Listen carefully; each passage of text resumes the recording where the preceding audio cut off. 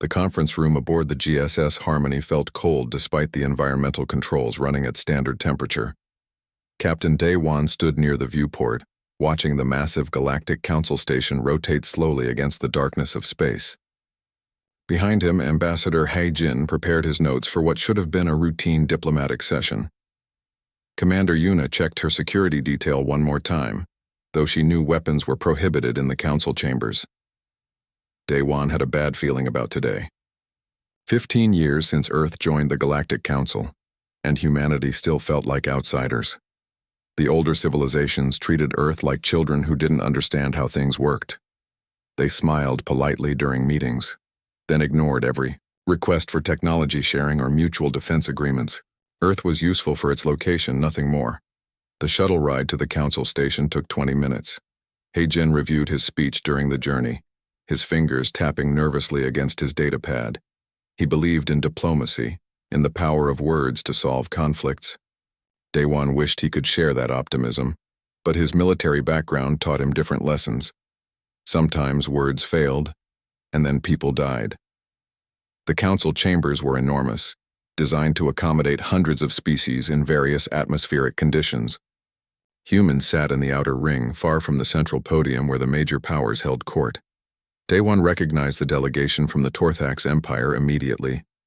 They were hard to miss, towering figures in dark armor, their skin gray and textured like stone.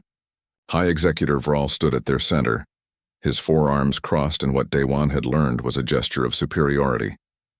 The session began with routine matters, trade disputes between minor worlds, resource allocation in neutral zones, standard, bureaucratic procedures that kept the galaxy running smoothly. Hae-jin listened politely, making notes. Yuna scanned the room constantly, her training never letting her relax even in supposedly safe environments. Then Vral stood and requested the floor. The chamber fell silent. When the Torthax spoke, people listened. They controlled 200 star systems and commanded one of the largest military fleets in the galaxy. Vral's voice boomed across the chamber, translated instantly into hundreds of languages. "We raise a formal challenge regarding the membership of Earth," Vral announced. "The human government has repeatedly refused to share vital biological resources that could benefit the entire galactic community. Their planet contains unique compounds, medicines, genetic materials, biological agents that exist nowhere else. They hoard these resources selfishly while billions across the galaxy suffer from diseases that could be cured." Hae-jin stood quickly, his face flushing red. "That is absolutely false. Earth has shared extensive medical research with the Council. We've provided samples, data, and collaborative opportunities to any civilization that requested them through proper channels." Vral's face twisted into what might have been a smile. "Proper channels. Yes, you share drops while keeping oceans for yourselves. The Torthax Empire demands full access to Earth's biological resources. We propose that human pharmaceutical research be placed under Council oversight, and that Torthax resource management teams be granted immediate access to Earth itself." The chamber erupted in whispers and discussions. Daewon felt his blood go cold. This wasn't about medicine or sharing resources. This was a takeover attempt. Vral wanted control of Earth, wrapped in the language of galactic cooperation.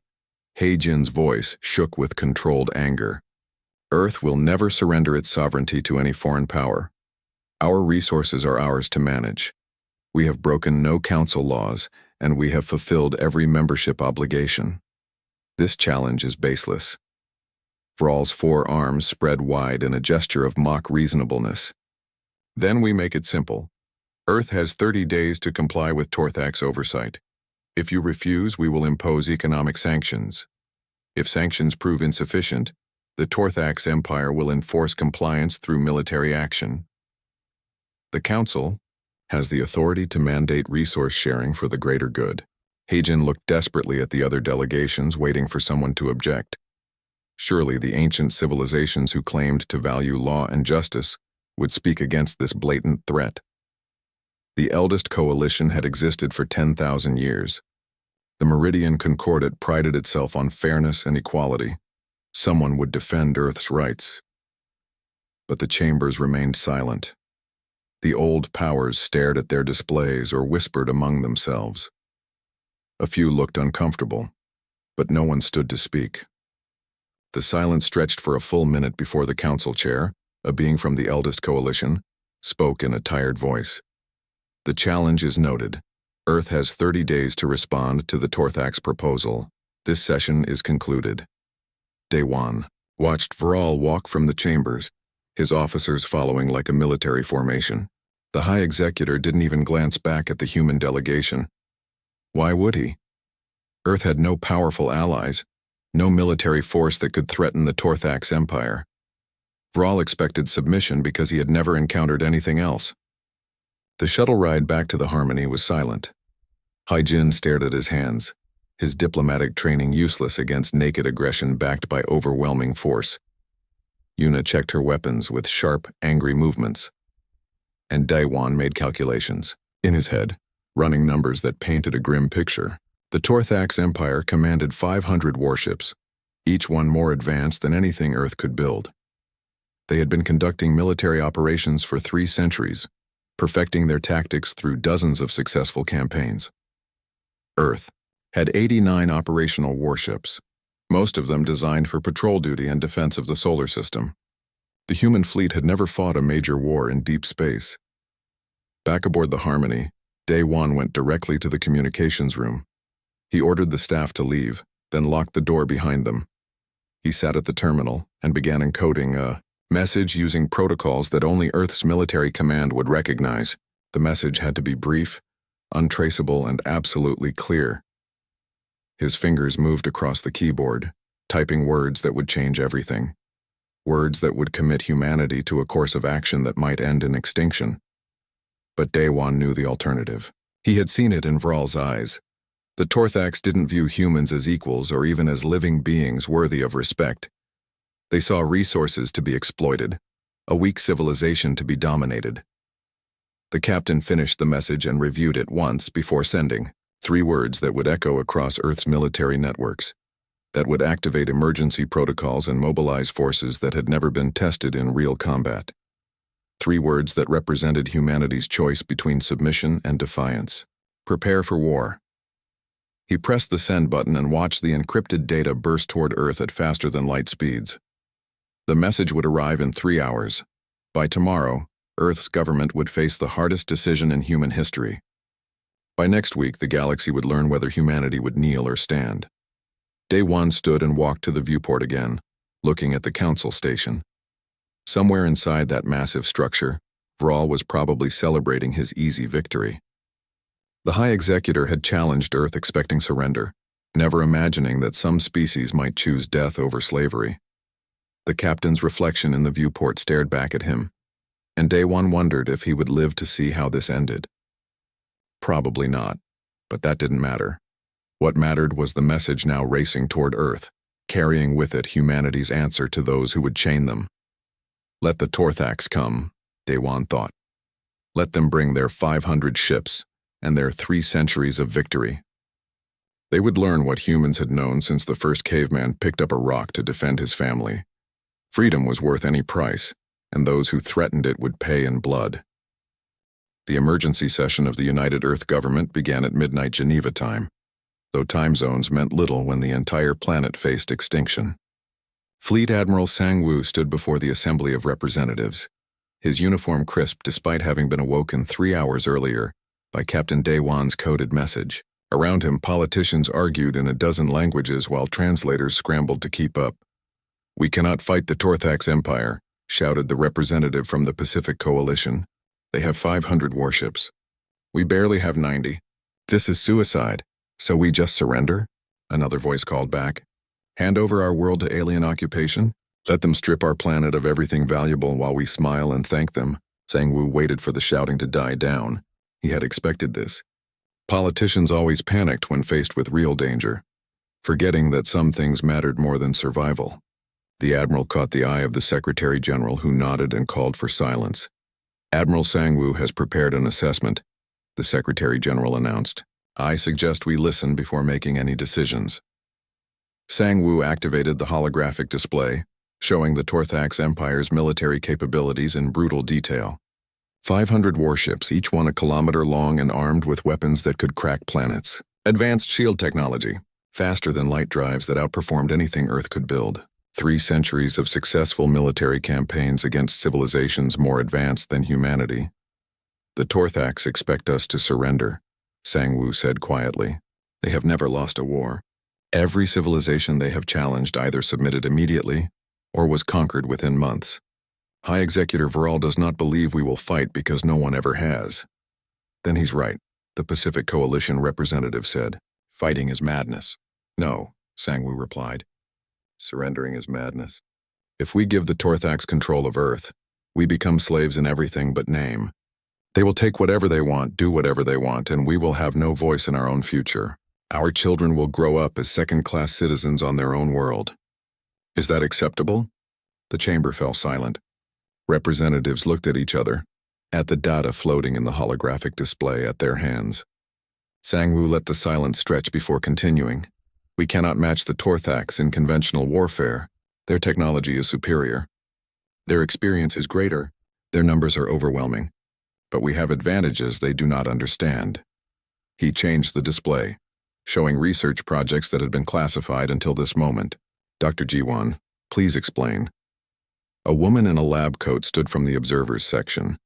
Dr. Ji-won looked tired, but her eyes burned with fierce intelligence. She had spent 15 years developing weapon systems that the Galactic Council considered primitive and barbaric. Now those weapons might save humanity. The Torthax fight according to galactic standards, Ji-won explained. Energy weapons, shield technology, fleet formations. They expect us to meet them in open battle, where their superior technology wins. But Earth has a different military history. We learned warfare through thousands of years of killing each other in increasingly creative ways. She activated a series of images showing weapon systems that made several representatives gasp. Kinetic weapons that fired solid projectiles at relativistic speeds. Cyber warfare programs designed to infiltrate enemy networks. Stealth technology adapted from Earth's old submarine and aircraft designs. Minefields. Ambush tactics. Guerrilla warfare strategies. The Torthax shields stop energy weapons efficiently, Ji-won continued. But they are not designed to stop simple mass traveling at incredible speed.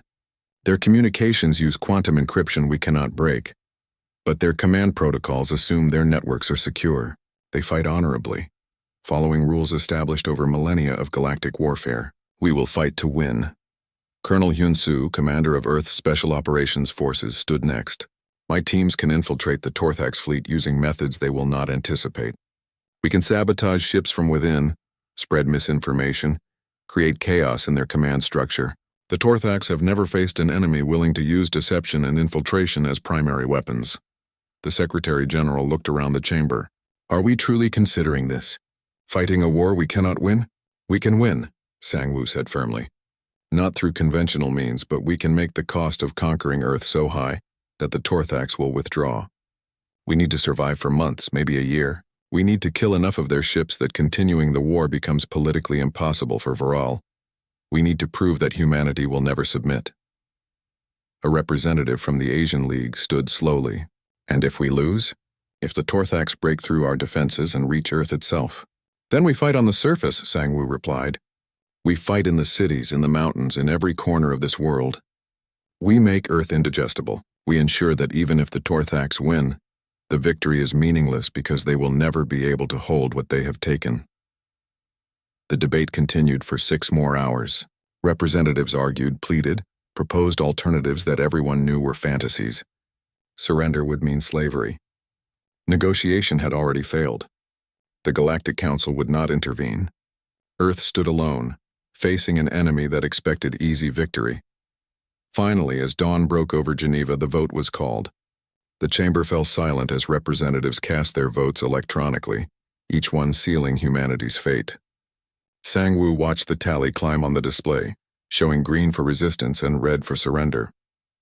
The final count appeared. 83 votes for resistance, 17 for surrender. The Secretary General stood, his face gray with exhaustion and fear. Earth will not submit to Torthax demands.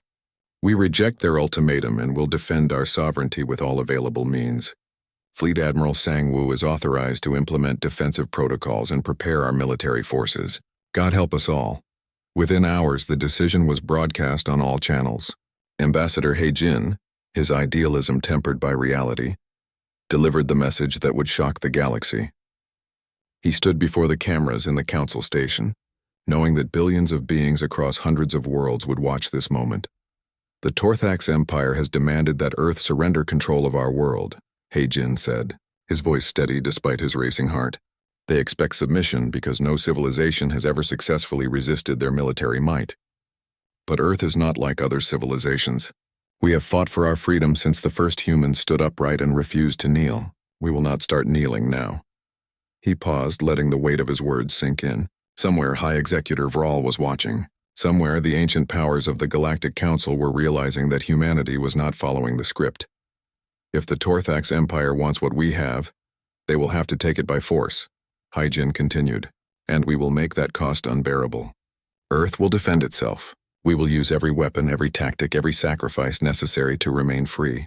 This is not a threat. This is a promise. The Torthax challenged Earth expecting weakness. They will discover their mistake. The broadcast ended. Across the galaxy, beings watched in shock and disbelief. New member species did not defy major powers. Weak civilizations did not threaten military empires. The natural order of galactic politics had been disrupted by a species that should have known better. On the Torthax homeworld, High Executor Vral watched the human ambassador's speech and felt something he had not experienced in decades. Genuine anger. How dare these primitive beings refuse him? How dare they threaten his empire? He immediately ordered the Torthax military to prepare a battle fleet. 150 warships, more than enough to crush Earth's pathetic defenses. They would arrive in 15 days, and humanity would learn the price of defiance. Back on Earth, Sang-Woo stood in the command center deep beneath the Pacific Ocean. Holographic displays showed the solar system, marked with defense positions and strategic assets. Colonel Hyun-Soo's teams were already deploying, hiding weapons and traps throughout the asteroid belt and around the outer planets. Every military base had gone to maximum alert. Civilian populations were being evacuated from major cities, though everyone knew that if the Torthax reached Earth's surface, nowhere would be safe. The Admiral looked at his staff, seeing fear and determination in equal measure. These men and women knew they were about to fight a war that would be studied for centuries, either as humanity's finest hour or as the beginning of their extinction. 15 days until the Torthax arrive, Sang-Woo said quietly. Let us make sure they remember those 15 days for the rest of their history. The Torthax armada arrived at the edge of the Sol system, exactly when their projections predicted. 150 warships emerged from faster-than-light travel in a perfect formation that spoke of centuries of military precision. War leader Kreth stood on the bridge of his flagship, the inevitable Victory, and surveyed the tactical displays with satisfaction. The human system looked primitive and undefended, exactly as intelligence reports suggested. Scan for enemy vessels, Kreth ordered his sensor officer. Establish communication channels with the human government. The scans returned quickly, showing 87 human warships scattered throughout the system. They were small, barely a tenth the size of Torthax vessels. Their energy signatures suggested outdated technology and weak weapons. Kreth felt a moment of disappointment. He had hoped for at least a token challenge, something to make this campaign interesting. Instead, it appeared the humans had gathered everything they had and still presented no real threat. Open a channel to Earth, Kreth commanded. His face appeared on broadcast frequencies that every human receiver would pick up. He delivered the message he had prepared, the same message Torthax war leaders had given to dozens of civilizations. This is War Leader Kreth of the Torthax Empire. You have refused to comply with lawful demands from the Galactic Council. You have one final opportunity to surrender. Power down your vessels, deactivate your weapons, and prepare for Torthax administration of your world. Resist and you will be destroyed. The response was silence. Kreth waited 5 minutes, then 10. The humans said nothing. Their ships maintained their positions but did not power down. Finally, a simple text message appeared on his communication console. 2 words in basic galactic standard. Come take it. Kreth felt his anger rise. These primitives dared to mock him? He turned to his tactical officer. Advance to the inner system. Combat formation. Prepare to engage any hostile vessels. Show the humans what it means to defy the Torthax Empire. The armada began moving forward, their formation tight and disciplined. They passed the orbit of Neptune, then Uranus. The human ships ahead of them scattered, refusing to meet the Torthax in direct combat. Kreth sneered at their cowardice. They would run all the way to their homeworld, and then they would have nowhere left to flee. Then the Kuiper Belt exploded. Mines that had been hidden among the countless chunks of ice and rock detonated simultaneously.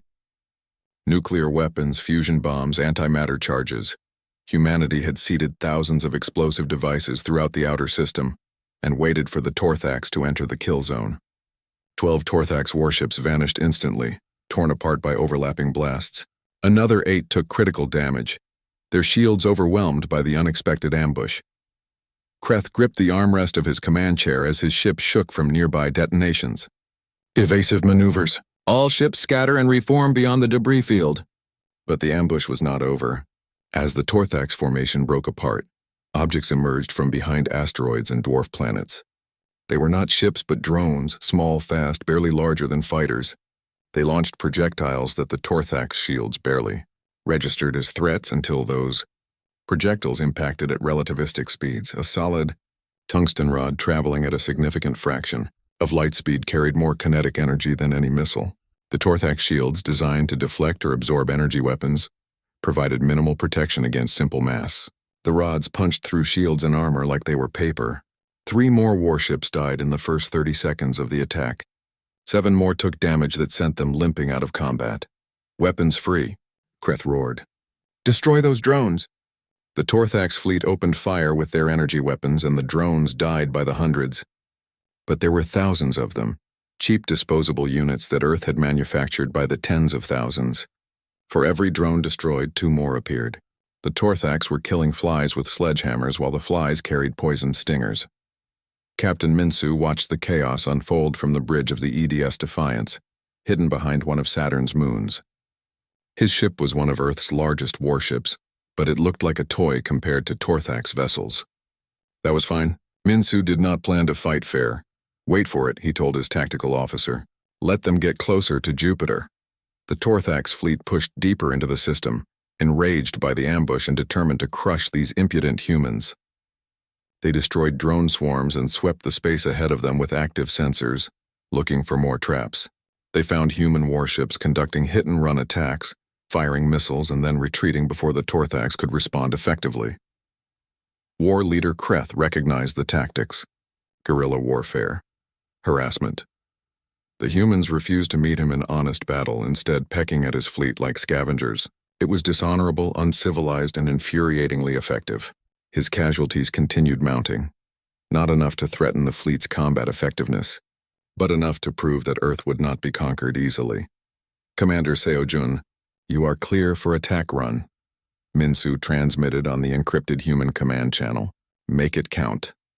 Commander Seojun led a squadron of 20 stealth fighters, each one using technology adapted from Earth's old military designs.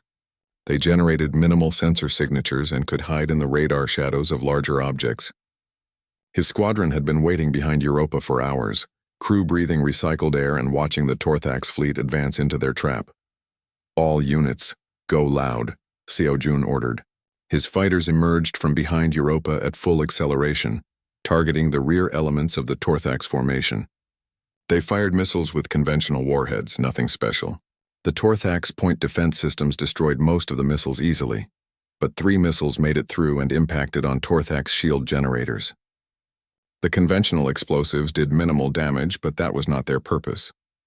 Each missile carried a cyber warfare package designed by Dr. Jiwon's team. The moment the missiles hit, they uploaded malicious code into the Torthax ship's networks. The effects were immediate and catastrophic. Weapon systems crashed, shield generators reset to factory defaults. Command and control networks started broadcasting false information.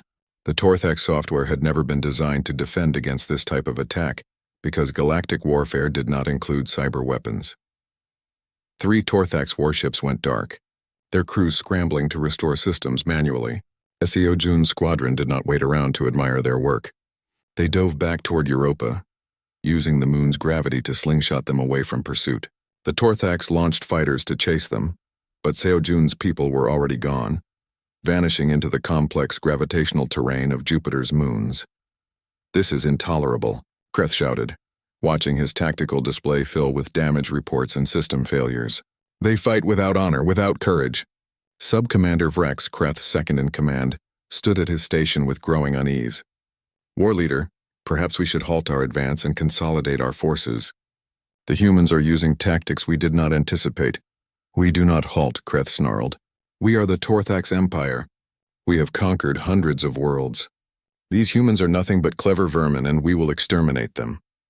But Vrex was not so certain anymore. He had studied military history extensively and recognized what was happening. The humans were not trying to win conventional battles. They were trying to survive long enough to make victory too expensive. Every ship the Torthax lost, every casualty they suffered, would raise questions back home. How could a primitive species inflict such losses? Was this war worth the cost? Captain Minsu saw the Torthax fleet enter Jupiter's gravity well and smiled grimly. Activate the platforms. Hidden among Jupiter's many moons were 300 weapon platforms that Earth had positioned over the past 2 weeks. They were simple, just railguns powered by fusion reactors and attached to basic maneuvering thrusters. But simple was enough. The platforms activated simultaneously and began firing solid projectiles at the Torthax fleet. The projectiles were not sophisticated. They were just dense metal accelerated to extreme velocities, but there were thousands of them, creating a storm of metal that no amount of maneuvering could avoid. Torthax ships tried to dodge, their shields flaring as they absorbed impact after impact. Some projectiles got through. Hull plating cracked. Weapon systems were damaged. One unfortunate Torthax destroyer took a direct hit to its reactor and exploded in a flash of light that briefly outshone Jupiter itself.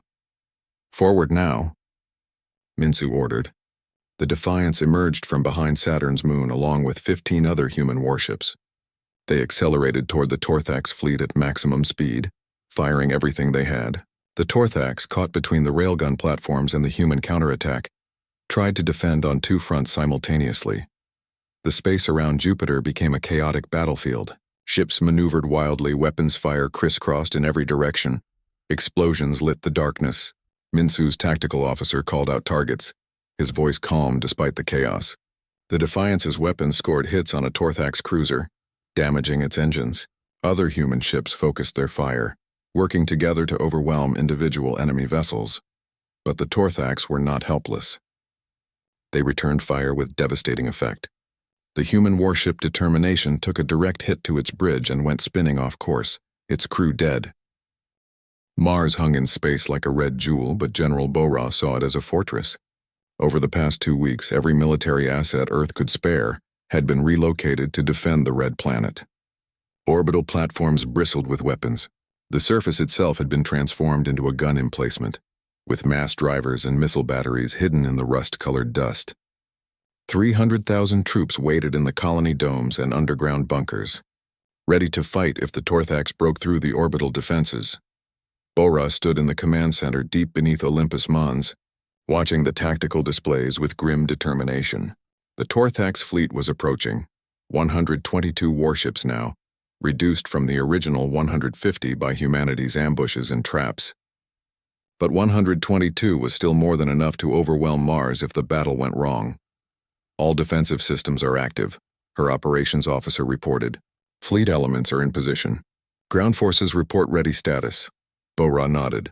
She had fought in the Unity Wars 20 years ago, when Earth's nations finally merged into a single government. She had seen combat, had watched friends die, had learned that war was not glorious or honorable but simply necessary when everything else failed.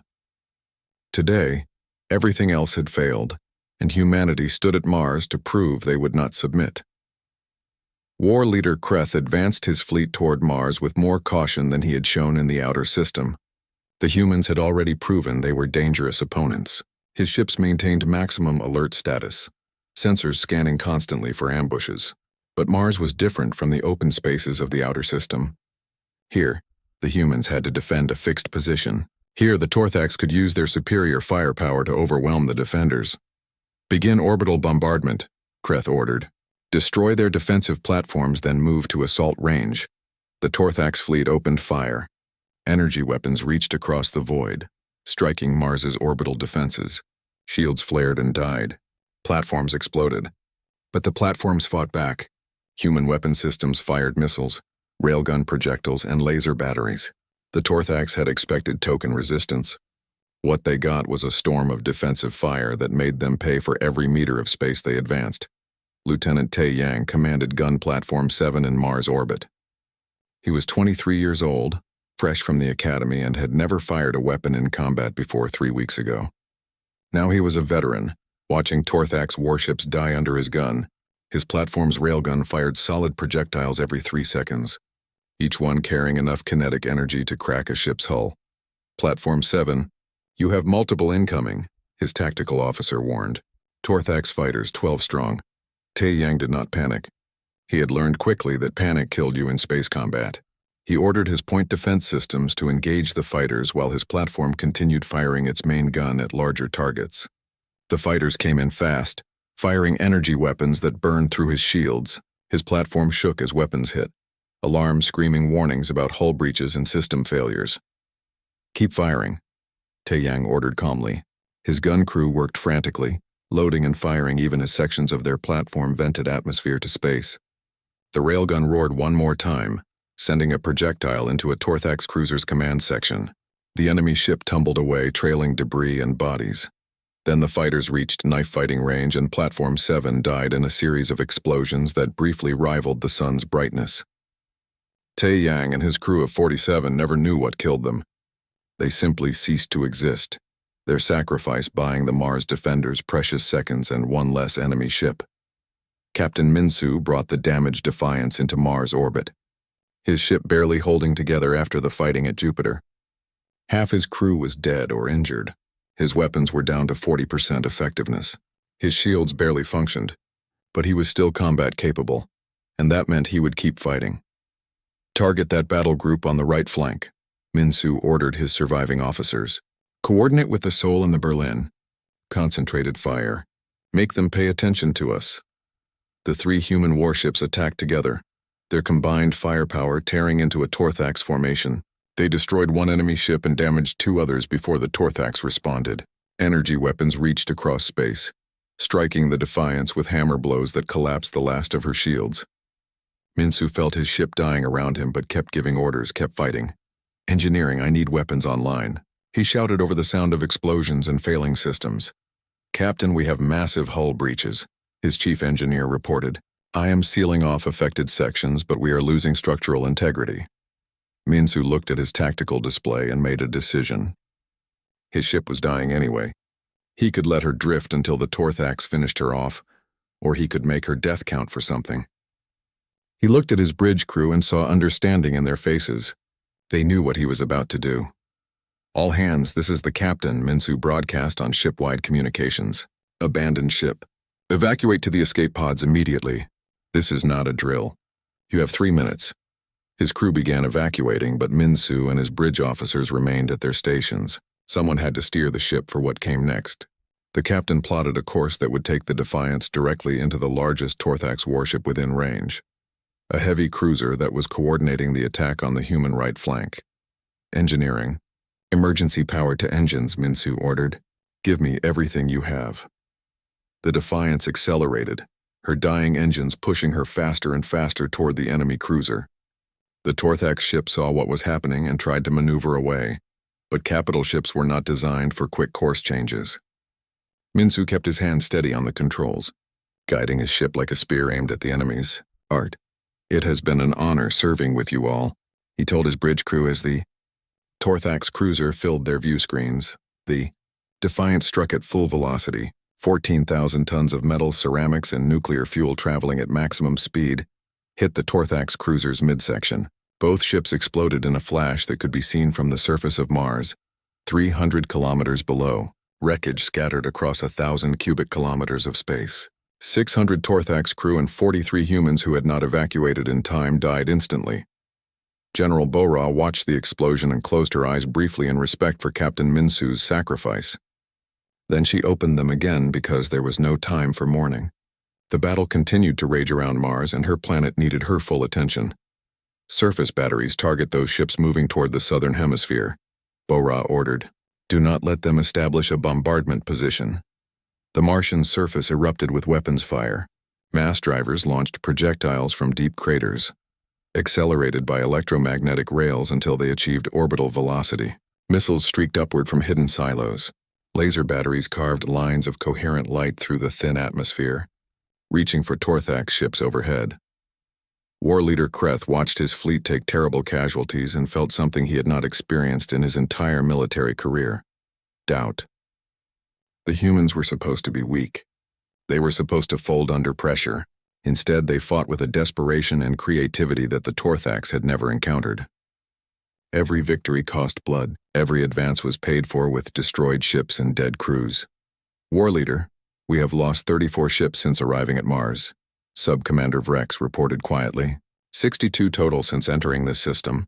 Our casualties are approaching unacceptable levels. Kreth wanted to argue, but he could not deny the numbers. He had brought 150 warships to crush a primitive civilization. Now he had 88 combat-effective vessels remaining. More importantly, he had lost thousands of Torthax warriors, proud soldiers who had believed this would be an easy campaign. How would he explain these losses to High Executive Rawl? We continue the attack, Kreth said, his voice lacking its earlier confidence. We will break them. But Sub-Commander Vrex was no longer certain that was true. He watched human ships ram Torthax vessels rather than surrender. He watched damaged human platforms keep firing until they were literally torn apart. He watched defenders fight with a ferocity that spoke of absolute commitment. These humans were not fighting for glory or conquest. They were fighting for survival, and that made them the most dangerous opponents he had ever faced.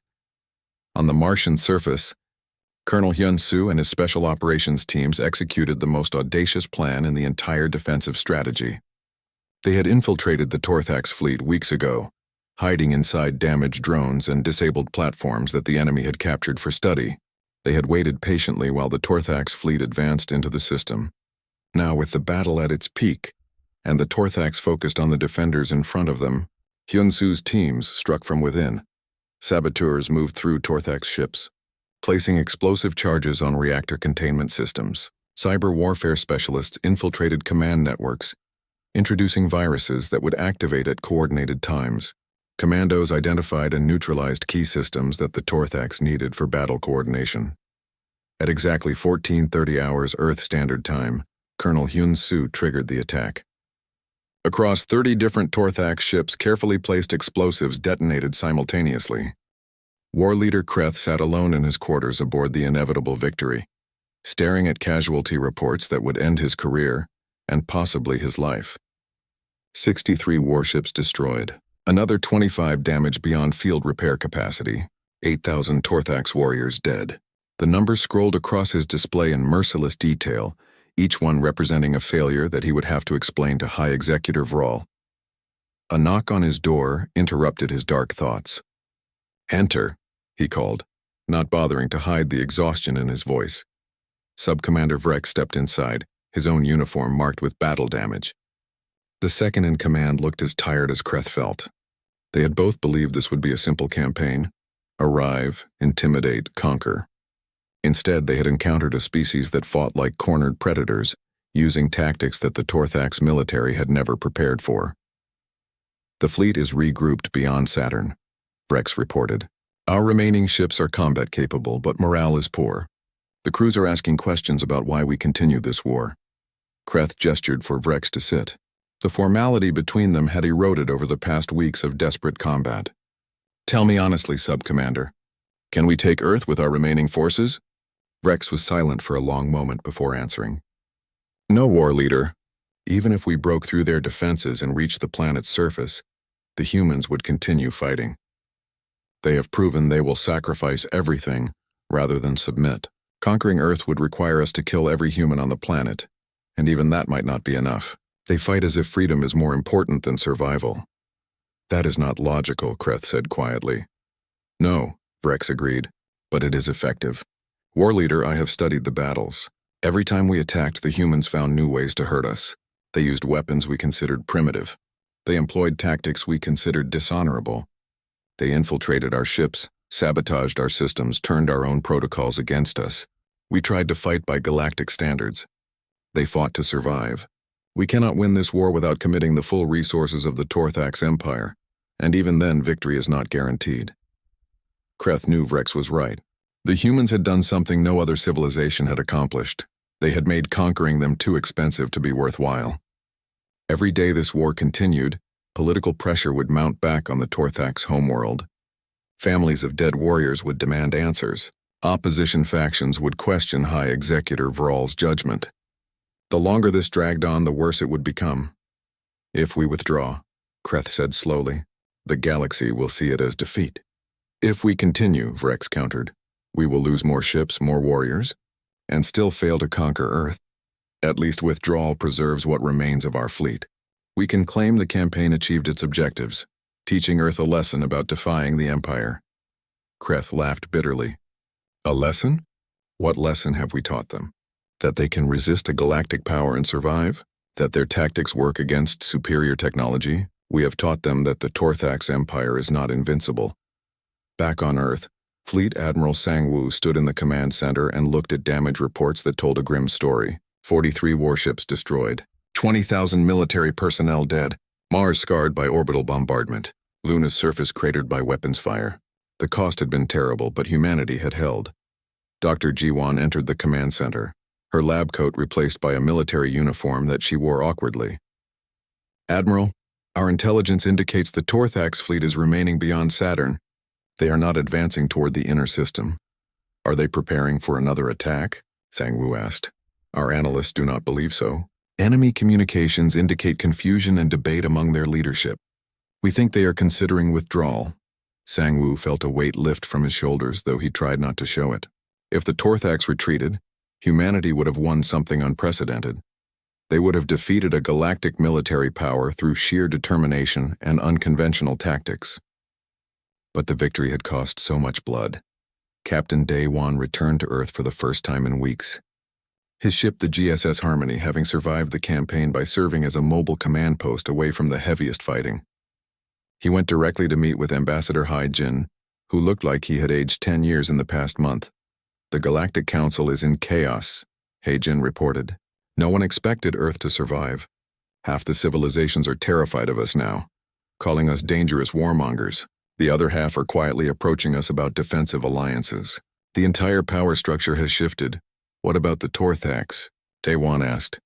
High Executor Vral is trying to save face, but everyone knows what happened here. A military empire brought 150 warships to crush a new member species, and that species fought them to a standstill. It changes everything. On the Torthax flagship, Kreth made his decision. He had spent 3 days considering his options, consulting with his officers, reviewing the strategic situation. Every analysis reached the same conclusion. Continuing this war would destroy his fleet without achieving victory. Pride demanded he keep fighting. Military reality demanded he withdraw. Signal all ships, Kreth ordered. We are returning to Torthax space. Prepare for faster-than-light jump. Vrex nodded, relief visible on his face. What will you tell High Executor Vral? The truth, Kreth said. That we fought a species unlike any we have encountered before. That they were willing to pay any price to remain free. That conquering Earth would require resources the Empire cannot afford to commit, and that continuing this war would weaken us in ways that our true enemies might exploit. The Torthax fleet began its withdrawal, ships jumping to faster-than-light travel in groups. Within 6 hours, the Sol system was empty of enemy vessels for the first time in a month. Across Earth and her colonies, people who had been holding their breath for weeks finally exhaled. They had survived. They had won. Ambassador Hai Jin returned to the Galactic Council station to deliver humanity's final message. The chambers were packed with delegations from hundreds of worlds, all wanting to witness this moment. High Executor Vral sat in his section, his forearms crossed in rigid fury. The ancient powers watched with expressions Hai Jin could not read. Hai Jin stood at the podium and looked across the chamber. A month ago, he had believed in diplomacy, in the power of words to solve conflicts. He still believed in those things, but now he understood that words only mattered when backed by strength. The galaxy respected power, not justice. The Torthax Empire challenged Earth, Hai Jin said, his voice carrying across the chamber. They demanded we surrender our sovereignty. They threatened us with economic sanctions and military force. They expected submission because that is what every other civilization had given them. He paused, letting the silence stretch. Earth did not submit, we fought. We lost 43 warships and 20,000 people defending our freedom. We paid a terrible price, but we survived, and we proved something that every civilization in this chamber should remember. We will not be conquered. We will not be enslaved. We will not kneel. Vrall stood suddenly. Your arrogance will be punished. The Torthax retreated, Heijin interrupted, his voice cold. They came with 150 warships and left with fewer than 90. They lost thousands of warriors trying to break a species they considered primitive. They learned what humanity has known since the first caveman picked up a rock to defend his family. Some things are worth dying for, and freedom is at the top of that list. He looked around the chamber, making eye contact with as many delegates as possible. Earth did not want this war. We asked for help from this council. We pleaded for justice, for protection under galactic law.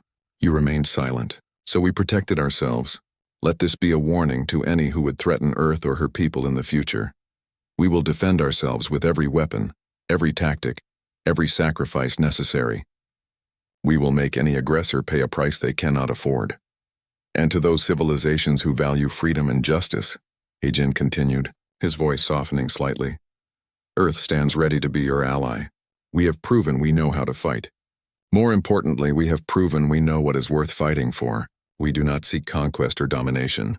We seek only to be free and to help others remain free. The speech ended. Heijin walked from the podium while the chamber erupted in argument and discussion. Captain Daewon met him at the exit. That was quite a speech, Ambassador. It was the truth, Heijin replied. The galaxy needed to hear it. On the Torthax homeworld, war leader Kreth faced High Executor Vrall in a private chamber. The meeting lasted 4 hours. Kreth explained everything. The human tactics, the casualties, the impossibility of victory without committing resources the Empire could not afford. Vrall listened in silence, his fury barely contained. You have failed the Empire, Vrall finally said. You were given a simple task, crush a weak civilization, and you failed. With respect, High Executor, Kreth replied. The premise was wrong. Earth is not weak. They are the most dangerous species I have ever encountered. Not because of their technology, but because of their will. They would rather die than submit. That makes them impossible to defeat through conventional means.